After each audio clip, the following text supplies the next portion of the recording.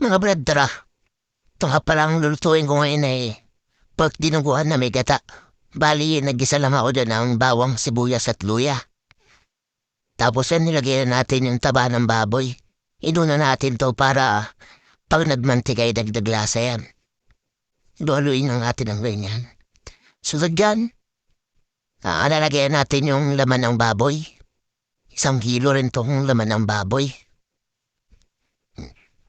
Gigisa-gisa lang natin yan. Samput siya lang natin. Tapos, tatakpan natin yan. Para hintayin natin lumabas yung tubig yan. Siya magpapalambot sa ating niluluto. Yan, nagtutubig na. Haluin lang natin para yung mga naninikit sa ilalim matanggal. Tapos takpan ulit natin. Tingnan natin. Ang lambot na yan. Mga 10 minutes din yan na nakatrip. Tapos diyan nalagyan natin din yung bituha ng baboy na pinahuluan ko lang yan sa laurel, paminta at asin. Yan. Halu-haluin lang natin yan. At titimpla natin yan ng patis. Squid. Beke naman. Mekos-mekos lang natin yan. Pakiwari ko kailangan natin ilipat to sa mas malaking kasinola. Yan. Lagyan na rin pala ako dyan ng 2 lata ng coconut milk. O yung pangalawang piga. Tsaka pork cubes. Diyan natin papalambutin yan para kapit yung lasa. Lagyan natin ng suha.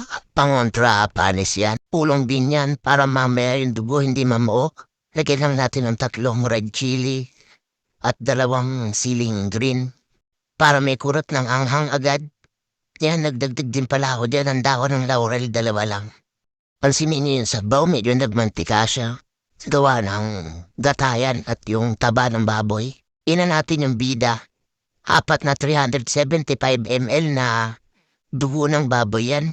Nabibili sa supermarket. Yan. Yung pas 1 litro yan. Hindi kasi tayo magtutubig, yan yung pinakasabaw niyan. Tsaka yung gata. Lalagdag pa tayo ng gata mamaya. Yung kakang gata.